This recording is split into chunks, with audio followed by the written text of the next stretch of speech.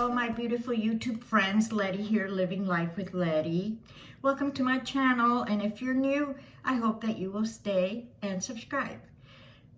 I know that I said in my last video that I was going to try and do 2 or 3 videos a week, and it didn't happen, but something very sad and very terrible happened in my life, but I'm getting over it now. My good friend Rob and roommate, he rented a room for me, passed away Thanksgiving. It was really, really hard. It was like, the saddest Thanksgiving I've ever had. He had a lot of health issues. He had a bad heart, and he was diabetic, and he had an autoimmune disease, and so, we got along very, very well. He was like a son to me. He was the same age as my daughter, and he came to live with me over a year ago because he was looking for a place to live, and I had a room, so I rented it to him. And, he was great company. And on the 20th, he hadn't come out of his room for a long time, and then we got a little concerned. He was very good friends with Tammy, and they were trying to call him, and he wasn't answering the phone. And so Tammy's husband came to check on him, and he was laying on the floor, and he told Tammy's husband, "I'm okay, leave me alone, I'm okay." So Tammy's husband called his mother, and his mother came, and she saw him, and she said, "I think he's going, he's got congestive heart failure," because he's had it before. And so she called 911, and they took him to the hospital, and he was in intensive care, but his heart was only operating at 10%. And his mom, was really, really, I know she must have been destroyed because they figured he wasn't going to make it. And so he passed away on the 26th, Thanksgiving Day, 2 weeks ago today, in the hospital. And it wasn't COVID or anything, because at first we thought maybe it was COVID, but he tested negative.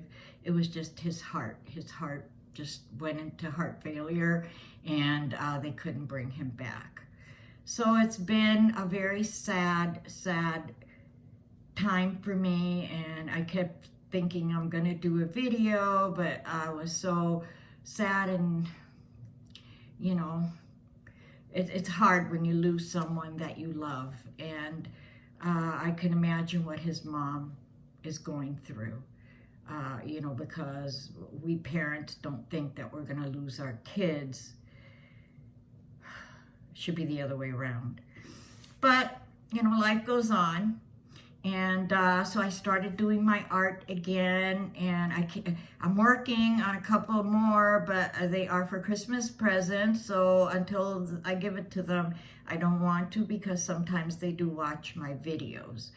But I did give my youngest daughter hers, so I have a picture of that one and that I can show you. And I also have a picture of a Cabbage Patch doll that I made back in '83. And in my last video, I told you that I had made back in, I think it was '82, '83. I'm not positive. I made about 200 Cabbage Patch dolls, and what happened was I had made, people were fighting for Cabbage Patch dolls. It was ridiculous. And of course, my kids wanted one. They were little at that time. So I went to Michael's, and I took a class, and I learned to make them, and I made one, and I brought it home, and then I bought stuff to make another one for my other daughter. Well, at that time, I had 2 stepdaughters that were little as well, and so of course they wanted one, so I had to make 2 more.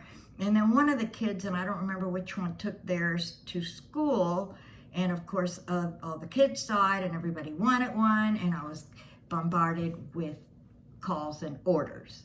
And I was buying the material by 10 yards at a time, and the stuffing, and I was charging at that time $20, which I think is what the price of the hard, because these were soft sculptured ones, and the hard faces were at that time, about $20. So I was charging the fair price, and I didn't have clothes, and I was not about to start making baby clothes.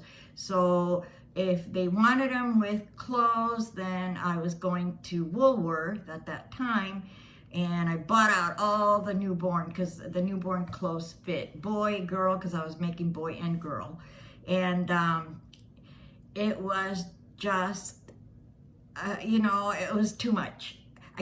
People kept ordering and ordering, because it was before Christmas. This was around October. And so between October and December, I made 200 dolls. I was working like 12 hours a day making these dolls.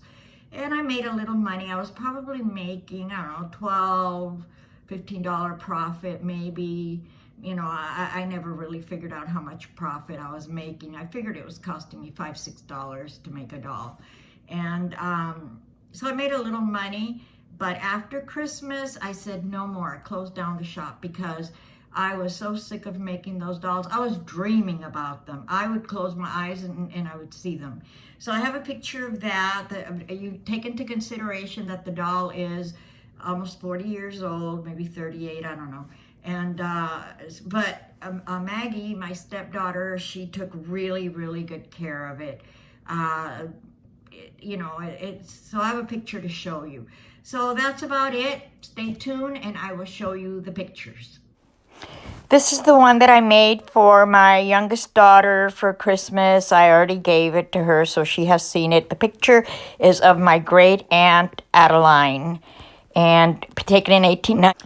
This is the Cabbage Patch doll that I made. It is about 38 years old, and I think she's in great shape for as old as she is. And can you believe I made 38 of them? I did get better at it as time went by.